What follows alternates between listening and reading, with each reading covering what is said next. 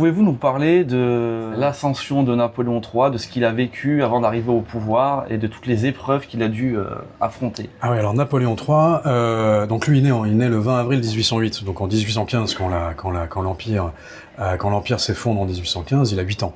Donc il a 7 ans, il a tout entre 7 et 8 ans. Et sa mère Hortense et lui fuient en Suisse, ils vont s'installer en Suisse allemande à Arenenberg.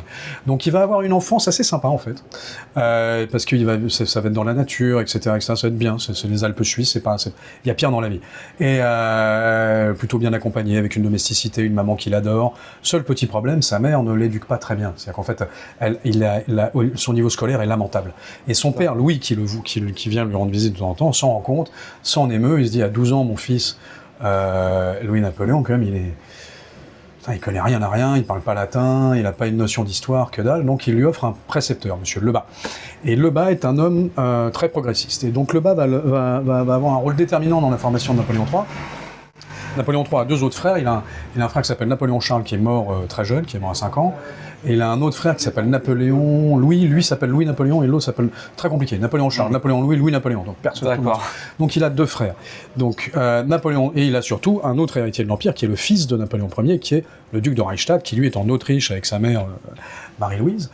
Donc Napoléon III, au départ, n'est pas du tout le premier héritier de l'Empire. Il a devant lui, il a Joseph, il a d'abord le fils de Napoléon, oui, qui est Napoléon II, qui est en Autriche.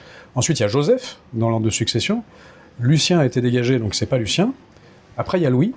Et Louis, il a Napoléon Charles, Napoléon Louis, c'est Louis-Napoléon. Donc en fait, il est le 7e ou 8e dans la succession. Il n'est pas du tout prévu à ce qu'il devienne l'empereur, mais toute son enfance, il va avoir en idée qu'en fait, si, il y a quand même quelque chose. Il s'appelle Bonaparte, il faut en faire quelque chose, il y a un truc à faire, et ça va être un véritable aventurier. C'est-à-dire qu'il va faire une école militaire en Suisse, il va être artilleur en Suisse, il va d'ailleurs faire un livret de commandement d'artillerie, qui est tout à fait honorable.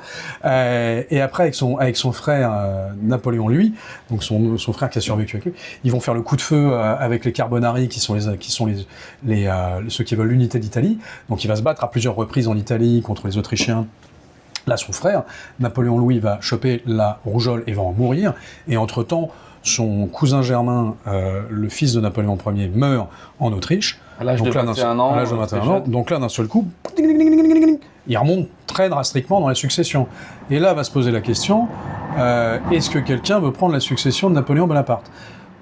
Officiellement, Joseph va dire « non, moi ça m'intéresse pas », Louis va dire « moi ça m'intéresse pas non plus », donc boum, ça devient Louis-Napoléon Bonaparte, qui devient l'héritier officiel de l'Empire.